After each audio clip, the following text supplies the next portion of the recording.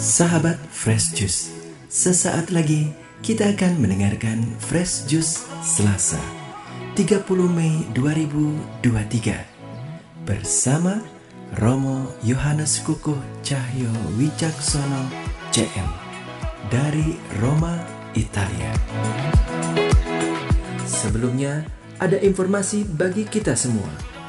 Kami akan mengadakan Weekend Rohani Muda-Mudi atau yang berjiwa muda bersama Romo Albertus Joni SCJ pada hari Sabtu 1 Juli sampai Minggu 2 Juli 2023 bertempat di Rumah Retret Karmel Bedugul, Bali.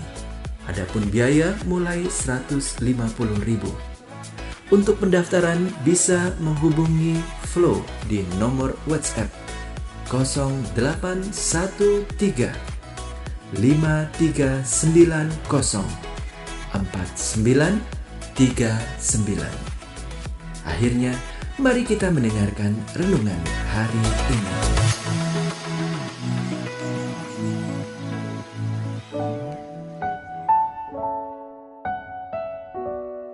Sahabat Daily Fresh Juice yang terkasih dalam Tuhan Yesus Kristus, berjumpa kembali dengan saya Romo Yohanes Kukuh Cahyo Wicaksono CM dari Roma. Hari ini kita akan meneguk jus segar kita yang diinspirasi dari Injil Markus bab 10 ayat 28 sampai dengan ayat 31.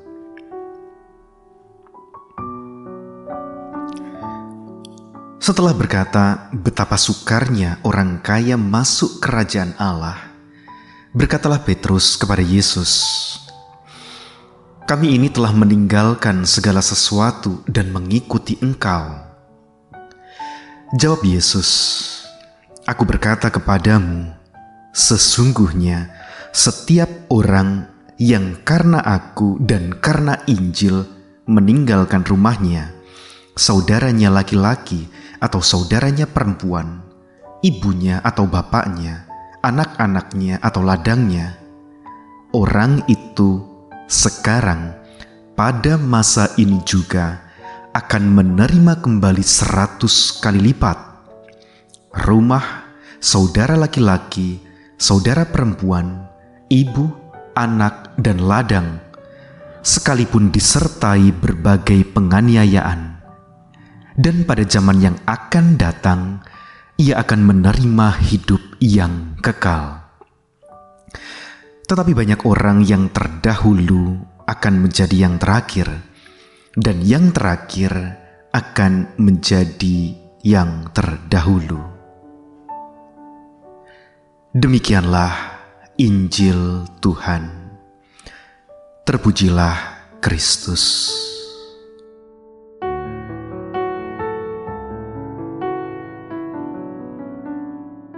Sahabat Daily Fresh Juice yang terkasih dalam Tuhan Yesus Kristus, bacaan Injil yang baru saja kita dengarkan dibuka dengan pernyataan yang sangat indah dari Petrus. "Kami ini telah meninggalkan segala sesuatu dan mengikut Engkau." Dan Yesus menjawab bahwa setiap orang yang meninggalkan segalanya karena Dia dan Injil akan menerima kembali 100 kali lipat dalam berbagai bentuk, walaupun mungkin disertai dengan berbagai penganiayaan. Dan pada zaman yang akan datang, akan menerima hidup yang kekal. Mungkin beberapa dari kita bertanya-tanya, apakah Petrus sedang hendak meminta kompensasi atau upah dari apa yang sudah dia lakukan untuk Tuhan? Dan kemudian, karena sikap yang seperti itu, Tuhan lantas menjawab bahwa Petrus akan menerima 100 kali lipat. Kesannya kok Petrus seperti mengungkit-ungkit jasa yang sudah dia lakukan. Dan kemudian karena kesal, Tuhan memberikan ganjaran baginya. Tapi saya rasa nuansa dari ungkapan Petrus kepada Tuhan Yesus kok tidak semenyedihkan itu ya. Kalau kita membaca perikop sebelumnya, kita akan paham bagaimana ungkapan ini muncul. Pada waktu itu ada seorang yang datang kepada Tuhan Yesus dan bertanya bagaimana caranya untuk bisa mendapatkan hidup yang kekal. Yesus mengatakan kepadanya untuk tidak melanggar perintah Taurat. Dan orang itu berkata kalau dia sudah melakukan itu semua sejak masa mudanya. Kemudian Yesus menambahkan kalau dia perlu juga untuk menjual apa yang dia miliki dan memberikan itu semua kepada orang-orang miskin.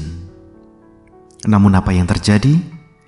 Dia pergi dengan sedih karena banyaklah hartanya. Melihat hal itu, Tuhan Yesus berpaling kepada para murid dan berkata, betapa sulitnya orang yang beruang masuk ke dalam kerajaan Allah. Persis setelah peristiwa inilah Petrus berkata, Tuhan, kami ini sudah meninggalkan segala sesuatu dan mengikuti Engkau loh. Maka kini bisa dipahami bahwa konteks pernyataan ini ialah kerinduan terdalam Petrus mewakili teman-temannya untuk bisa memperoleh hidup yang kekal, untuk bisa mendapatkan kebahagiaan kekal. Dan jawaban Yesus sangatlah indah, yakni bahwa mereka tidak hanya akan mendapatkan kehidupan kekal nanti di surga, tetapi akan mendapatkannya saat ini, di dunia ini, 100 kali lipat banyaknya, sekalipun disertai dengan penganiayaan dan kemalangan. Luar biasa bukan janji Tuhan Yesus? Luar biasa besar karena mereka akan mendapatkan ganjaran yang sedemikian besar, bukan hanya nanti, tetapi juga saat ini, di dunia ini. Bukankah hal itu juga yang kerap kali kita harapkan? Tak jarang ketika saya berkata kepada beberapa umat, upahmu besar di surga. Kemudian mereka menyaut, Romo, apakah nggak bisa kalau upahnya diminta sekarang saja di sini, tanpa menunggu nanti dapatnya di surga? Dan berhubung saya bukan Tuhan Yesus yang bisa memberikan upah itu saat ini juga, ya saya diam saja. Tetapi Tuhan Yesus lain. Tuhan Yesus memberikan janji yang luar biasa, yakni bahwa kebahagiaan itu bukan hanya nanti bisa kita capai, tetapi saat ini di dunia ini. Persoalannya ialah bagaimana kita bisa mendapatkan kebahagiaan macam itu ketika Tuhan Yesus juga mengatakan sekalipun disertai berbagai penganiayaan. Bagaimana mungkin kita bisa bahagia kalau setelah mengorbankan banyak hal, kita masih harus menderita dengan penganiayaan dan kemalangan? Bagaimana kita bisa bahagia setelah dikucilkan dari lingkungan pekerjaan yang korup karena kita berusaha untuk tetap jujur? Bagaimana mungkin seorang ibu bisa mendapatkan kebahagiaan di sini, di saat ini, di dunia ini, setelah mengorbankan karir, bentuk fisiknya, waktu pribadinya, demi menumbuh kembangkan anak-anak yang dipercayakan Tuhan kepadanya, namun kemudian masih juga dikhianati oleh pasangannya?